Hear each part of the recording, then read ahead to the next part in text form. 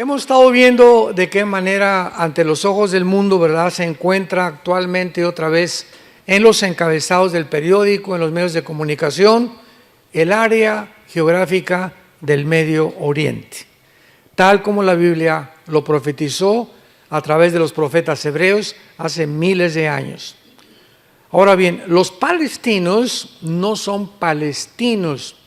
El nombre de palestino no existe en la Biblia.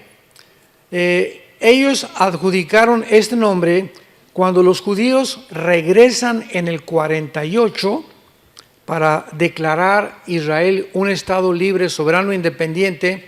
Estos árabes que estaban ahí en la tierra, ¿verdad? Palestina, acordémonos que fue el nombre que un emperador romano le dio a la tierra de Israel para cambiarle el nombre de Israel. Entonces, Palestina no es un nombre tampoco que está en la Biblia, el nombre es Israel. Entonces, durante muchos, casi todo 10 siglos se comenzó en Palestina, desde Roma, pero es la tierra de Israel. Entonces, este grupo de árabes comenzaron a ser desalojados, o como no les gustó la presencia del regreso de los judíos en el 48, comenzaron a llamarse palestinos porque están ocupando la franja de Gaza. Es una franja que dura que tiene de largo como 50 kilómetros, como 10 kilómetros de ancho, y está junto al mar Mediterráneo, y del lado este tiene Israel. Entonces, este grupo de árabes comenzaron a llamarse palestinos desde 1900 aproximadamente 48, y en el 62, cuando se forma la Organización para la Liberación de Palestina por Yasser Arafat, se adjudicaron oficialmente el nombre de palestinos, pero son árabes.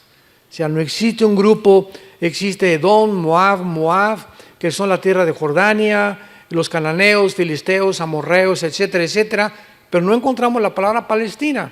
La palabra Filistea sí, porque lo que es la franja de Gaza es la Filistea geográfica donde habitó Goliat. ¿Se acuerdan de Goliat? Era de Gaza, y los hermanos de Goliat y los gigantes tenían esa zona de la franja de Gaza durante tiempos bíblicos. La sola existencia del Estado de Israel ha sido una fuente constante de irritación para los árabes alrededor. Los árabes han sufrido una serie de derrotas que ya hemos mencionado, 1948, 56, 67, 73, y finalmente se dieron por vencidos y fundaron grupos terroristas, que es mucho más difícil de pelear que contra una nación. Ahorita los judíos, al entrar a Gaza, pues los de Hamas usan el uniforme cuando hacen sus desfiles, pero cuando están en Gaza se visten de civiles para confundirse como civiles, y cuando matan a estos asesinos les llaman víctimas y civiles, y la mayor parte son de Gaza disfrazados de civiles. Qué difícil es pelear con un ejército que no trae un uniforme, porque no sabes quién es quién, y es el dilema que se enfrentan también actualmente los judíos. Después los árabes inventaron la intifada, más bien el grupo terrorista de Hamas. La palabra intifada significa guerra santa, o sea, ellos le llamaban santa porque creían que Alá les había mandado en el Corán rescatar a Israel, era de ellos, y han declarado el exterminio de la raza judía. Y a través de los diferentes medios de comunicación, los árabes esperan demostrar al mundo que los judíos realmente son los opresores. Y hasta este momento, desde 1948 hasta nuestros días, los judíos nunca han iniciado una guerra. Nunca ellos han sido los agresores. Siempre desde el 48, lo único que han hecho es, y tienen todo el derecho internacional para ello, defenderse. Esto es muy importante porque mientras continúan sonando actualmente los tambores de guerra en esta área conflictiva, los Estados Unidos es la única nación que ha tratado desde 1948 porque Estados Unidos ganó la guerra, la Segunda Guerra Mundial, y obtuvo la supremacía política, económica y militar del mundo desde hace casi 75 años, han tratado de intervenir para que haya paz en el Medio Oriente. ¿Por qué? Porque los Estados Unidos necesitan a la nación de Israel en el Medio Oriente, porque en el Medio Oriente Israel es la única democracia que hay. Es la única que mantiene las tradiciones occidentales, la cultura occidental, que no tienen en el Islam como religión y por eso son el objeto del odio de parte de las naciones árabes vecinas. Y además, teniendo Estados Unidos a Israel en el Medio Oriente, de alguna forma están protegiendo y garantizando el petróleo.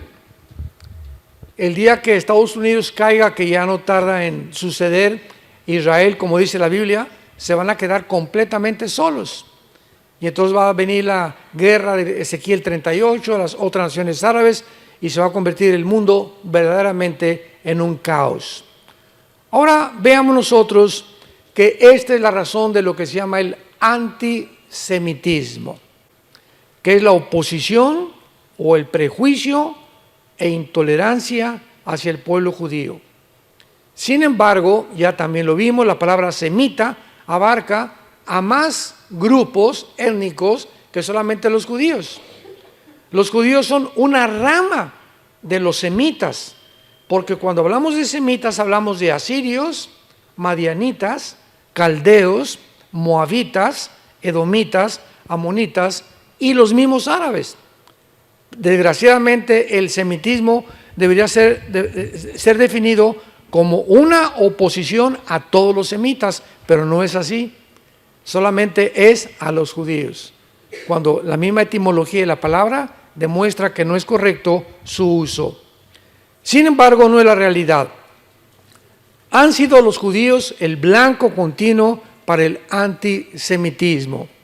Hitler nadie puede explicarse, ningún geólogo, antropólogo, sociólogo, psicólogo han podido entender por qué Hitler, teniendo guerra contra Rusia, contra Stalin, contra Inglaterra, Canadá y Estados Unidos, por qué de repente en medio de la guerra Hitler se vuelve contra un pueblo que no tenía nación, no tenía armas, no tenía comida, no tenía absolutamente nada, era un pueblo étnico que se llamaban los judíos. ¿De dónde sacó Hitler que este grupo pequeño que había en Europa eran enemigos más importantes que Rusia, que Inglaterra y que Estados Unidos? ¿De dónde sacó esa idea? ¿Qué fue el odio que produjo dentro de Hitler volverse a este grupo étnico al grado que se volvió loco e ideó lo que se llama la solución final? Y le mandó, ¿verdad?, a Himmler, al SS, a los grupos de exterminio que él formó, que hicieran campos completamente llenos en Auschwitz, ¿verdad?, para poder exterminar, donde agarraban trenes y levántense a todos los judíos de todo lo que encuentren en Alemania, métanlos a los trenes y llévenlos a los campos de concentración. Y los judíos creían que pues iban a estar ahí prisioneros y que no entendían tampoco por qué los llevaban a esos campos. Ahí al llegar a los campos, la mayor parte de ellos se murieron de hambre. Cuando entraron los aliados a Berlín, tanto los de Rusia del lado del este, del norte Inglaterra y del oeste Estados Unidos, llegaron a Berlín. Hitler se suicida con Eva Ben Braun, su esposa. Se matan los dos en su búnker y encuentran a millones de judíos, pero así en los puros huesos.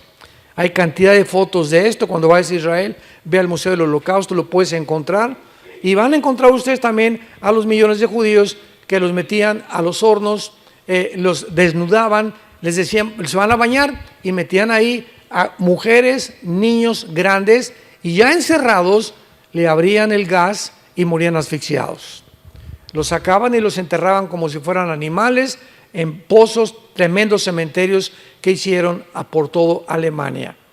Cuando llegan los aliados, descubren todos estos horrores y el casi 85% o el 90% de los alemanes, estoy hablando de 85 millones de alemanes, cultos, médicos, ingenieros, abogados, dentistas, licenciados. O sea, no estamos hablando de indígenas, estamos hablando de personas educadas.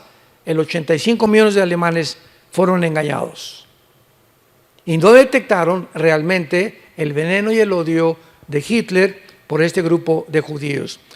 Entonces los escritores, tú lees libros de la historia del Holocausto, vas a Israel, al Museo del Holocausto y ves toda la historia de cómo los mataron, etcétera, etcétera. Y han llegado inclusive los palestinos a negar que fue realidad.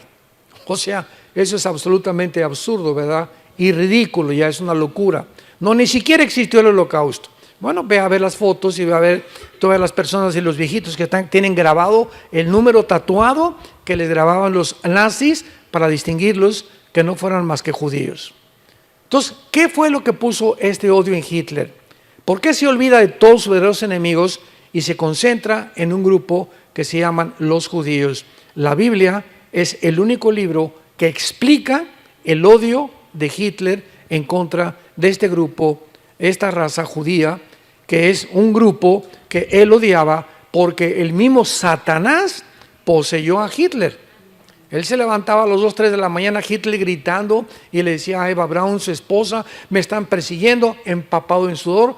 Las mismas características que tuvo Sigmund Freud. Sigmund Freud se levantaba a las 1, 2 de la mañana, empapado en sudor, gritándole a su esposa, en las mismas apariciones que tuvo Hitler también. Qué interesante está esto. Ya cuando unimos las piezas del rompecabezas, comenzamos a entender lo que había detrás de muchos hombres que se lanzaron como disques salvadores de la humanidad.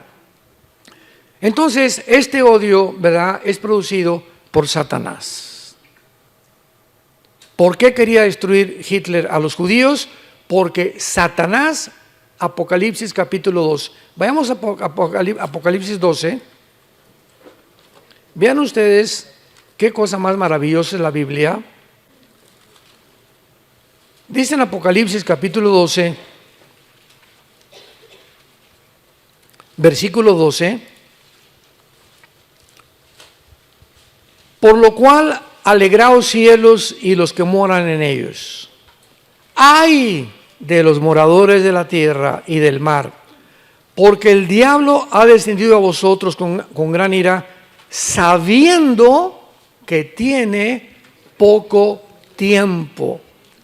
El diablo, aunque no conoce específicamente ni el día del rapto, ni el día de la venida del Señor, sabe y calcula por la cronología que Dios dejó en la Biblia los tiempos, pero no el tiempo kairos, el tiempo exacto.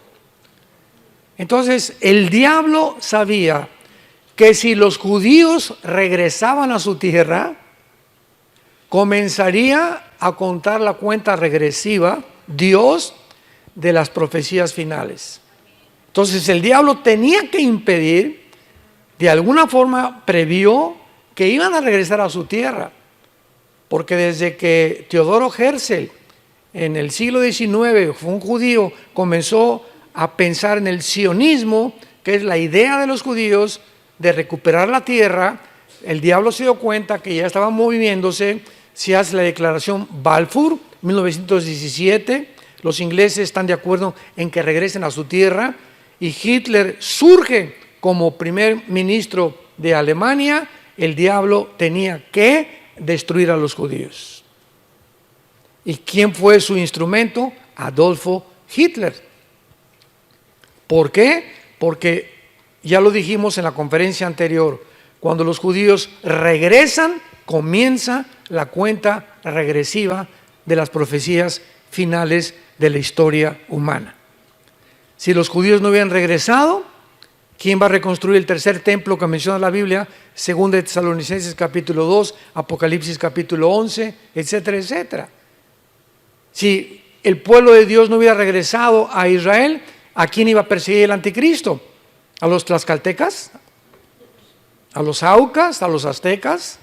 ¿A quién iba a perseguir el anticristo? Si el pueblo judío no hubiera regresado, no se hubieran cumplido las profecías del Apocalipsis, que menciona al pueblo judío y a 12,000 de cada tribu, que Apocalipsis 7, que van a ser los últimos evangelistas del mundo. La iglesia va a fracasar en evangelizar el mundo, la iglesia es sacada del mundo, Dios se regresa otra vez con los judíos y van a ser 144,000 evangelistas judíos los que van a terminar la profecía.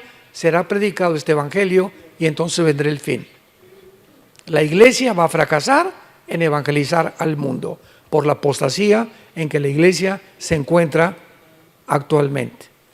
Entonces, todo esto no se hubiera cumplido si los judíos no hubieran regresado y no tuvieran patria.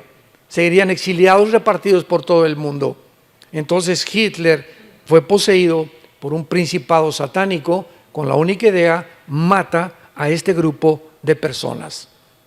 Y la gente no lo explica ni psicológica, ni psiquiátricamente, ni antropológicamente, por qué Hitler tenía ese odio con este grupo étnico llamados los judíos. Ahora ustedes lo entienden. Porque era importantísimo para el diablo impedir que formaran una nación, que se independizaran, porque entonces comenzaría su cuenta regresiva a contar. Y dice Apocalipsis, sabiendo que tiene poco tiempo. Ahora veamos claramente en Apocalipsis 12, que es todo el capítulo que se dedica principalmente a Israel. Que Juan, dice el versículo 1, ve una señal en el cielo. Apareció en el cielo una gran señal. ¿Qué es una señal? Es un objeto pintado con letras que te apuntan y vas en la carretera y ves una señal que dice curva. ¿Qué es esa señal? Te está mostrando que hay una vuelta y que reduzca la velocidad. Vas por otro lado y dice Houston, una señal que te dice cuál es el camino a Houston. ¿Qué es una señal? Es algo que apunta hacia adelante. En conclusión, ¿correcto? Pueden señales informativas, señales restrictivas, baja la velocidad, señales, hay un hotel, hay una gasolinera. Una señal es algo que apunta hacia adelante. Entonces Juan ve una señal, algo que va a apuntar hacia adelante. Así nos podemos guiar para interpretar la Biblia. ¿Qué es esta señal que apareció? Una mujer vestida del sol, con la luna debajo de sus pies y sobre la cabeza una corona de 2 estrellas. Y estando encinta, o sea, una mujer embarazada, clamaba en dolores de parto, en la angustia del alumbramiento. Es triste que los católicos digan que es María. Así la han interpretado ellos. Pero veamos rápidamente, ahorita regresamos a Apocalipsis, Génesis 37, y veamos que esta mujer no representa a María, representa a la nación de Israel. Génesis 37, versículo 9. Soñó otro sueño, está hablando de José, soñó otro sueño y lo contó a sus hermanos diciendo: he aquí que he soñado otro sueño, he aquí que el sol y la luna y 11 estrellas se inclinaban a mí. ¿Se dan cuenta, hermanos, que la Biblia no se interpreta, no es de interpretación privada? Nadie puede venir a la Biblia y pues, me imagino que es esto, y pues yo creo que es esto. O sea, si cada quien tomara una perspectiva diferente o una opinión, pues cuántas habría, ¿verdad? Por eso hay tantas sectas. Pero la Biblia se interpreta a sí misma. Y si tú vienes a Apocalipsis y quieres saber qué son las estrellas, los cuernos, los candeleros, los menorás, tenemos que encontrar dentro de la misma Biblia su interpretación. Entonces aquí José está soñando y dice el versículo 10, y lo contó a su padre y a sus hermanos, y su padre le reprendió y le dijo: ¿qué sueño es este que sueñas? ¿Acaso vendremos yo y tu madre y tus hermanos a postrarnos en tierra delante de ti? Viene Jacob y le interpreta a José el sueño. Israel representa a Jacob y las 12 tribus de Israel. Y lo vamos a ver, regresamos a Apocalipsis y lo vamos a comprobar aquí adelante. Entonces, Juan ve una señal en el cielo de Israel a punto de dar a luz. Y apareció otra señal, un gran dragón escarlata que tenía 7 cabezas y 10 cuernos, y en sus cabezas 7 diademas.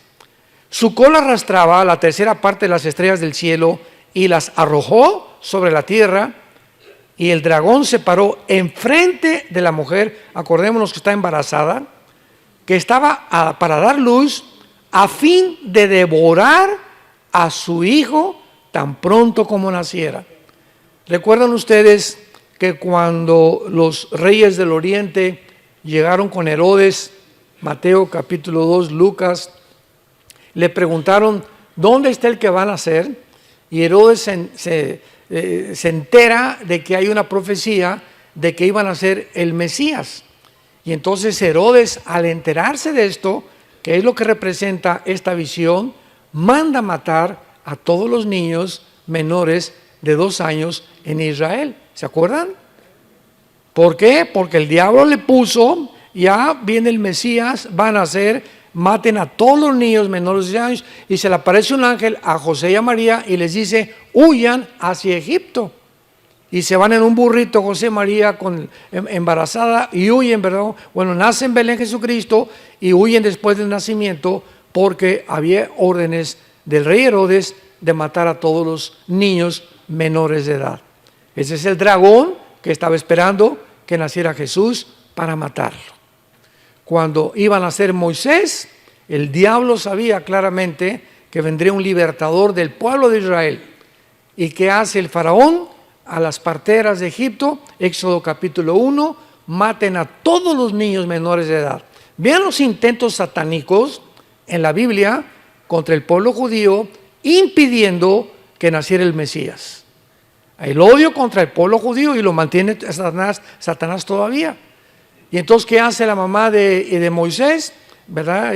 Lo meten en una canastita y lo arrojan al río Nilo, lleno de cocodrilos, el río Nilo, confiando en que Dios iba a hacer algo. Y viene el río, en la corriente del río Nilo, y en el momento que pasa, cuántas coincidencias, ¿verdad? El momento que pasa la canastita con Moisés, la palabra Moisés, Moshe, significa sacado de las aguas. En el momento en que pasa enfrente del jardín donde estaba la hija del faraón bañándose o perfumándose, la ve y agarran la canastilla y la traen a la casa del que ordenó matar a los niños.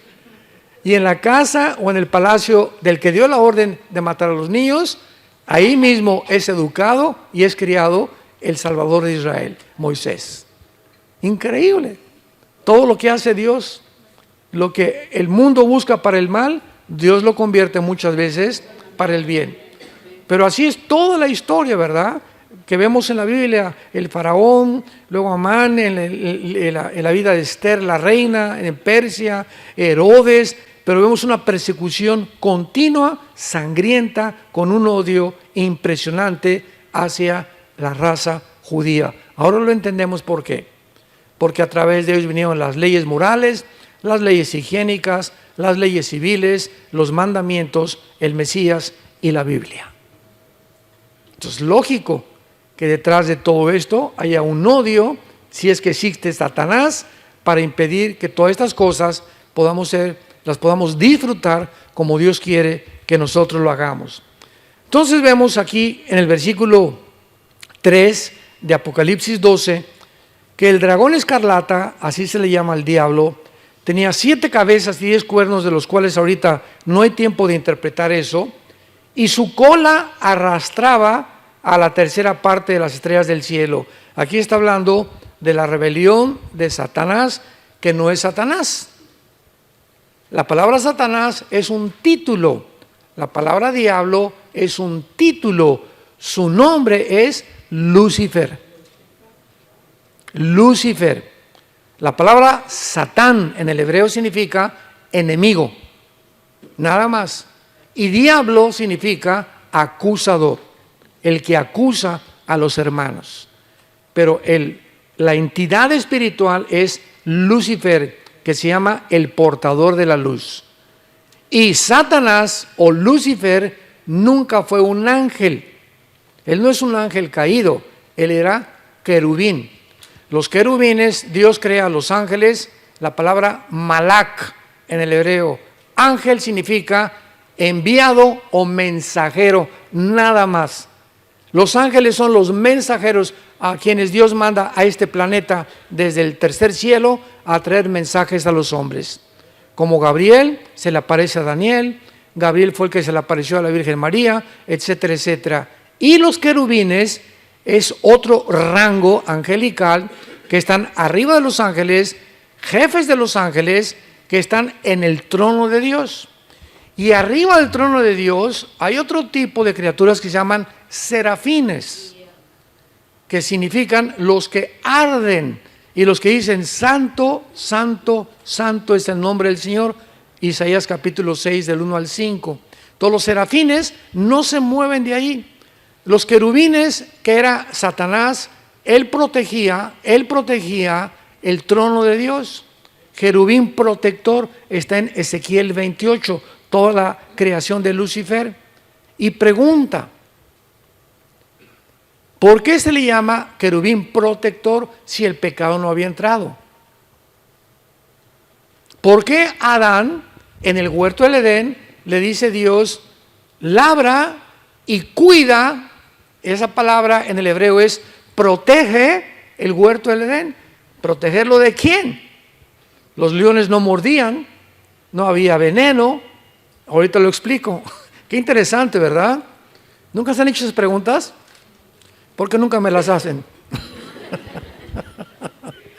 Ya cuando comenzamos a rascar la Biblia hay 1500 preguntas. Un cristiano que no tenga preguntas no lee la Biblia. En primer lugar, cuando Dios crea a los ángeles allá en el cielo, a los querubines, creó Dios a todas las criaturas con el potencial que pudieran revelarse. Cuando Dios creó el universo, Dios tenía 3 opciones. 1, no crear nada. Nada, así podía existir el Padre, el Hijo y el Espíritu Santo por los siglos de los siglos, porque Dios no necesita nada ni nadie. Número 2, crear criaturas que nunca se rebelaran, que nunca tuvieran la opción de volverse en contra de Él. Y número 3, Dios consideró en su sabiduría crear criaturas, tanto ángeles como seres humanos, que tuvieran la opción de escoger rebelarse voluntariamente contra Él. Vamos por orden. Número 1, filosóficamente no se puede comparar la nada con lo algo, que fue el clamor de Job en el capítulo 1 y 2 de Job, ¿se acuerdan? Job estaba tan alto, dijo, Señor, ¿por qué no morí al nacer? ¿Para qué nací? Hubiera mejor sido un aborto, dijo Job. ¿He nacido para sufrir? ¿Para eso me trajiste al mundo? Él quería comparar que hubiera sido mejor no existir a existir. Más adelante se lo explica Dios. Entonces está descalificada la primera opción porque no puedes compararte nunca que la nada es mejor que lo algo. Número 2, si Dios hubiera creado un universo con criaturas que nunca hubieran tenido la opción de pecar, hubiéramos sido robots. Nos hubiera dado Dios cuerda, ámame, ámame, ámame, ámame, ponernos un chip, ¿verdad?, en la que siempre estuviéramos dirigiendo nuestra atención hacia Él. Y en tercer lugar, Dios optó por crear criaturas que tuvieran la libertad de escoger entre el bien y entre el mal voluntariamente y finalmente juzgar a las personas que le rechazaron con las evidencias que Él dejaba para que pudiera haber un universo de criaturas que le amaran voluntariamente. Ahora, fíjense ustedes en lo siguiente. Esto lo podemos aplicar políticamente. Si en un país solamente hay un candidato, como está pasando en todos lados, porque es un circo que hay otros candidatos, ya sabemos quién va a ganar, ya están apartados los que van a ganar. Entonces, realmente, en un país donde no hay una democracia limpia, no es democracia, porque la palabra demócratos en el griego significa el gobierno del pueblo. El pueblo escoge a sus gobernantes sin opresión ni presión de ninguna circunstancia. Entonces, cuando no hay dos candidatos, ¿hay libertad? Pues no hay libertad, porque solamente uno va a salir, ya está designado ese. Entonces tiene que haber dos caminos siempre, el bien o el mal. Además, si yo no conozco el mal, ¿cómo conozco el bien? Si Cristo no hubiera muerto en la cruz, ¿cómo hubiéramos conocido su amor? ¿Cómo hubiéramos estado convencidos de que Dios nos ama? Pero cuando yo conozco el mal y nazco en el mal y nazco en el pecado y veo lo que el pecado ha hecho en mi vida y veo el amor de Dios en la cruz, puedo apreciar realmente que Dios me ama, reconozco mi condición y corro a la cruz porque encuentro en la paz y la armonía y el perdón y la misericordia que mi alma necesita. Porque de tal manera amó Dios al mundo que dio. ¿En dónde demostró Dios su amor? Nos mandó palomitas del cielo.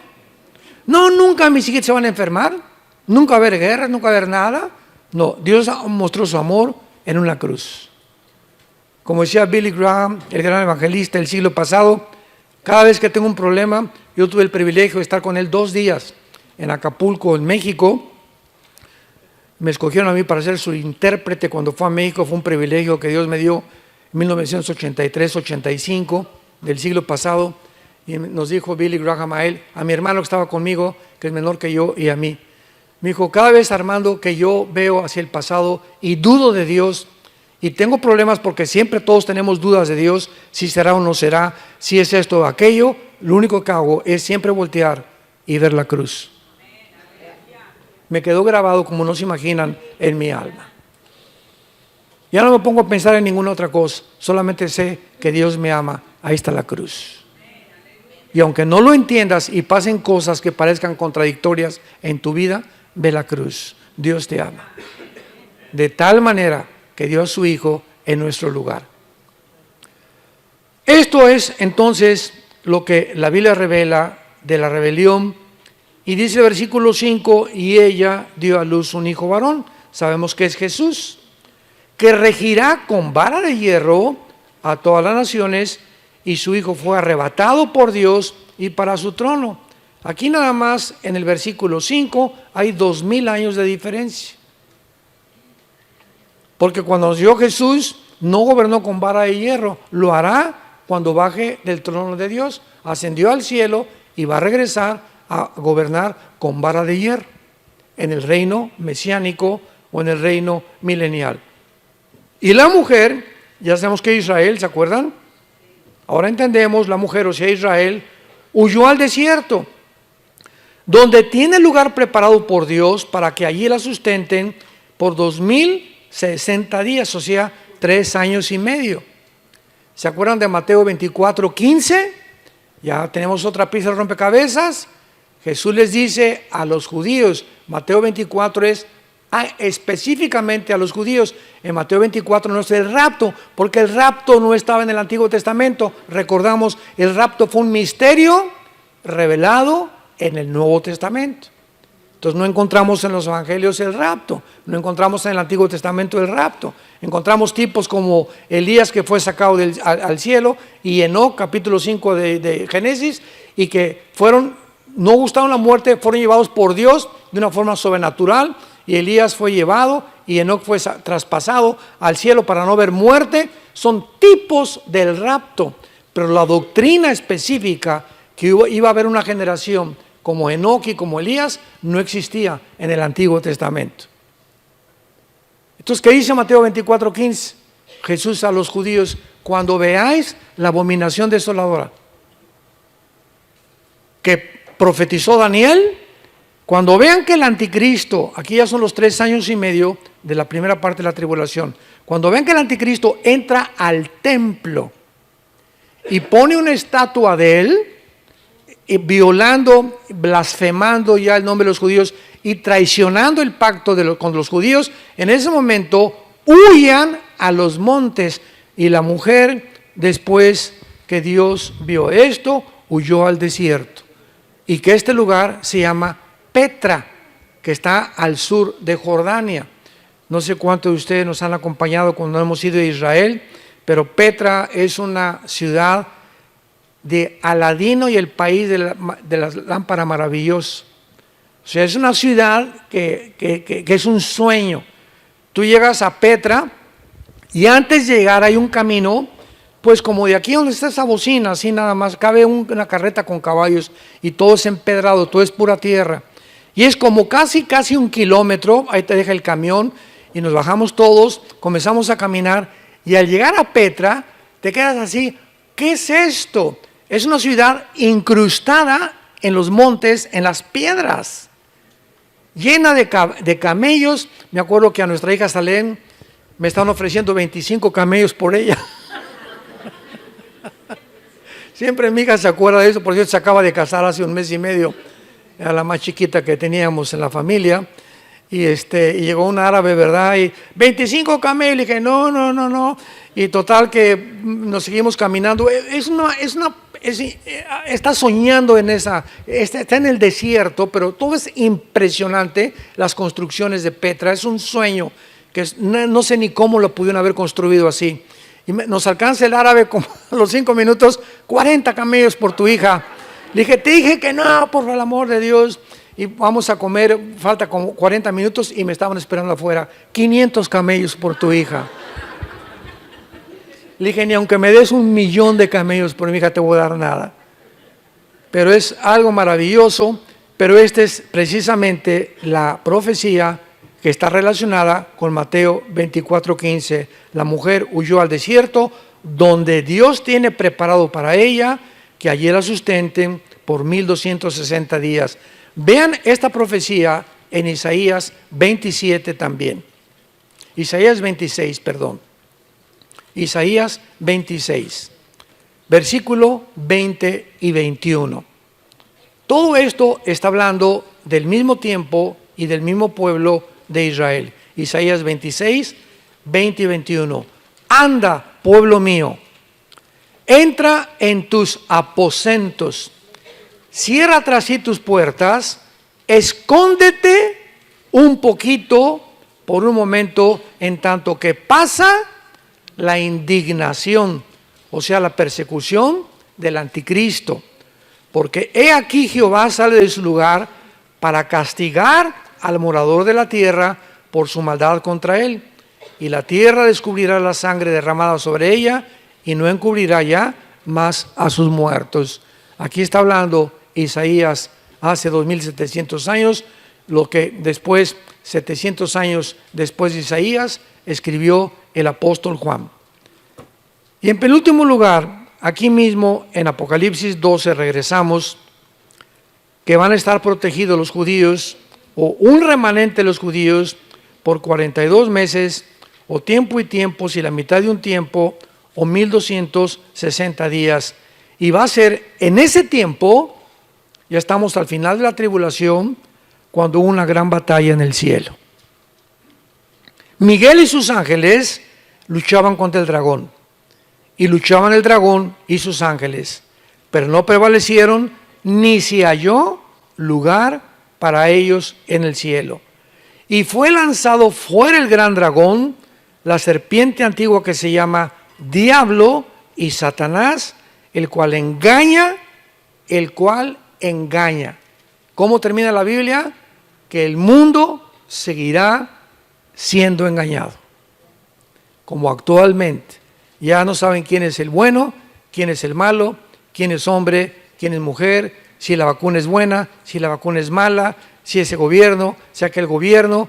El mundo está en tinieblas, está en un caos el mundo entero, sumergido en una confusión, una falsa de identidad impresionante. El diablo, hay un poder, una energía satánica alrededor de los gobernantes y de las personas en el mundo que nos impide ver realmente cuál es el camino que hay que seguir. Jesús dijo, el que me siga tendrá la luz de la vida. La única luz, no hay otra, la única luz que hay en el mundo es esto.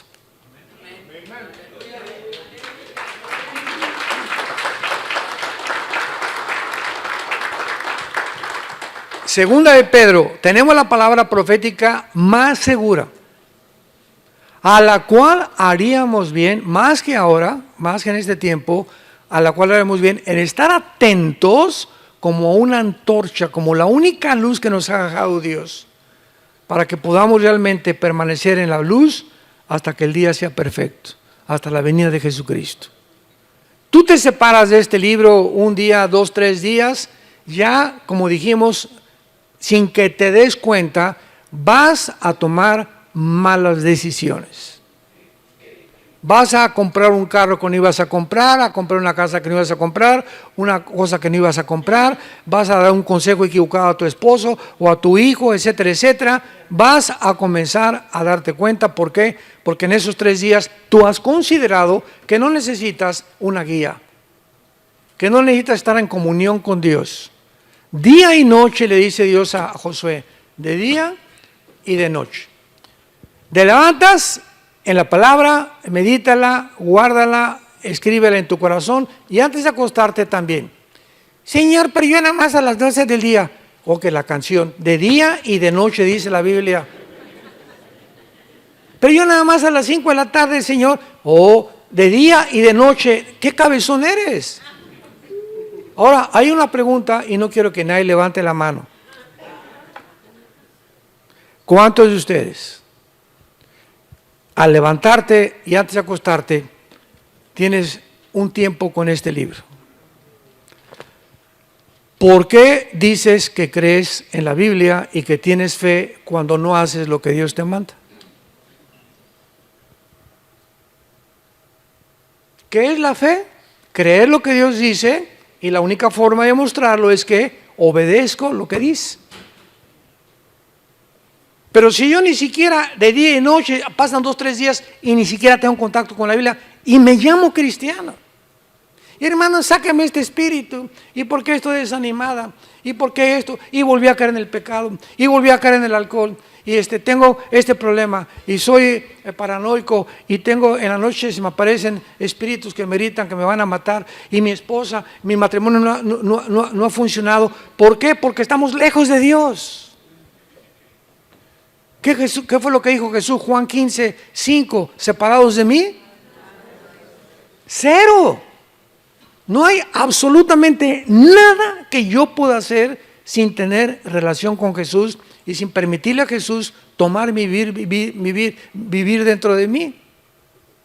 Entonces no, es imposible que tu matrimonio funcione, que tus estudios funcionen, que tu trabajo funcione, porque separados de Él no podemos hacer nada. Porque no lo haces, porque no es cierto que crees. No es verdad que crees, porque si creyeras, lo obedecerías. ¿Y quién es el que guarda mi voluntad y mis mandamientos? El que me sigue hasta el final. Y cuando ustedes me sigan, conocerán la verdad. Y la verdad los hará libres.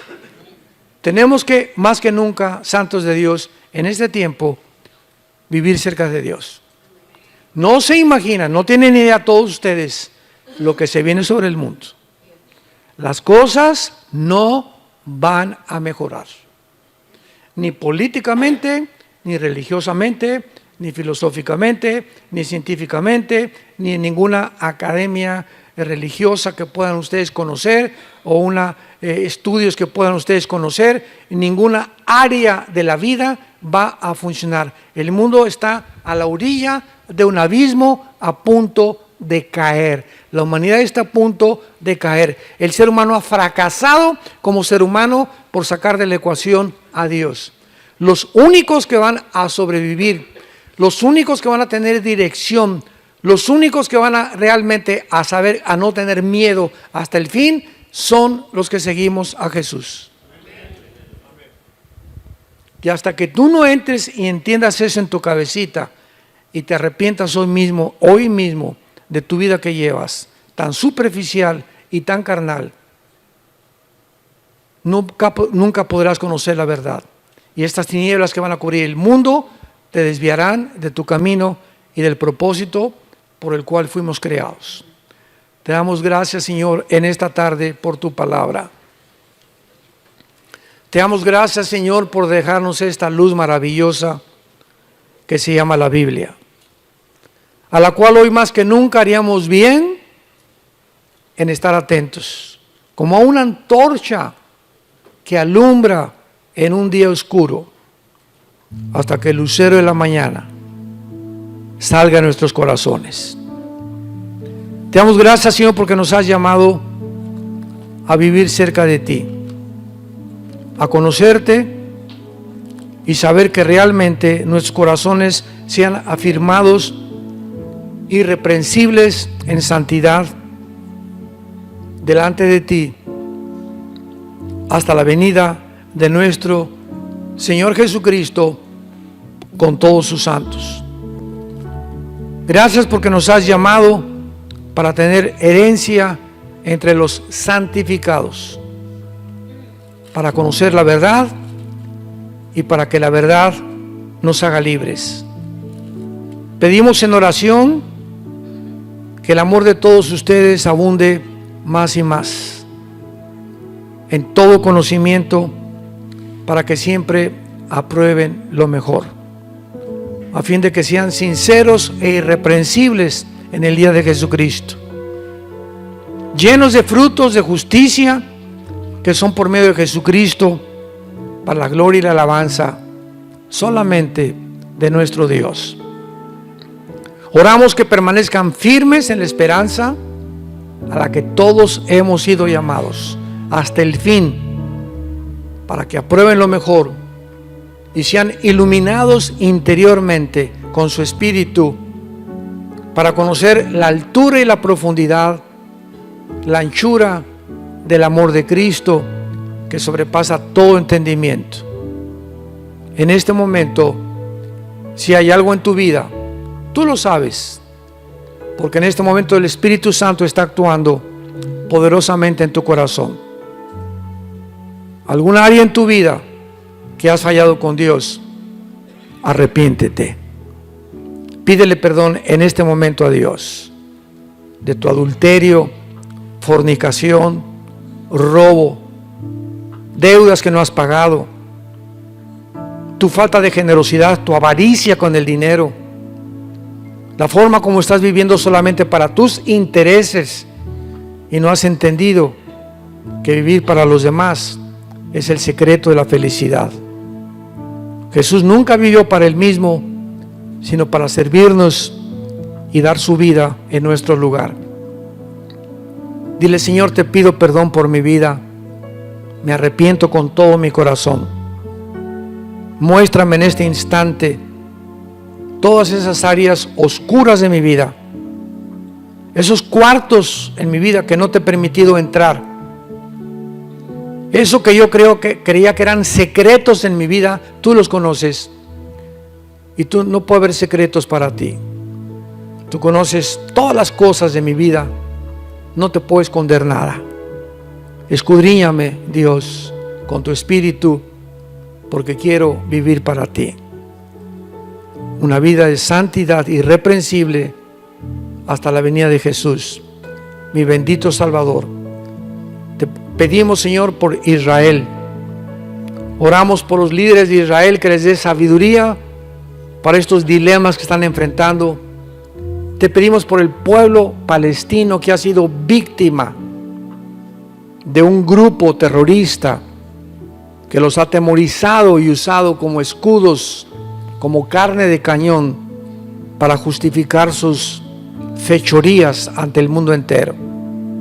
Te pedimos por el presidente de Estados Unidos, Joe Biden. Señor, dale sabiduría. Guárdalo, Señor, y que tomen decisiones que bendigan a tu pueblo. Te pedimos por cada nación del continente americano, por los líderes mundiales, que haya luz, Señor, que puedan ver realmente la realidad y volverse a ti con todo su corazón, porque te lo pedimos y te damos las gracias en el nombre de Jesús. Amén.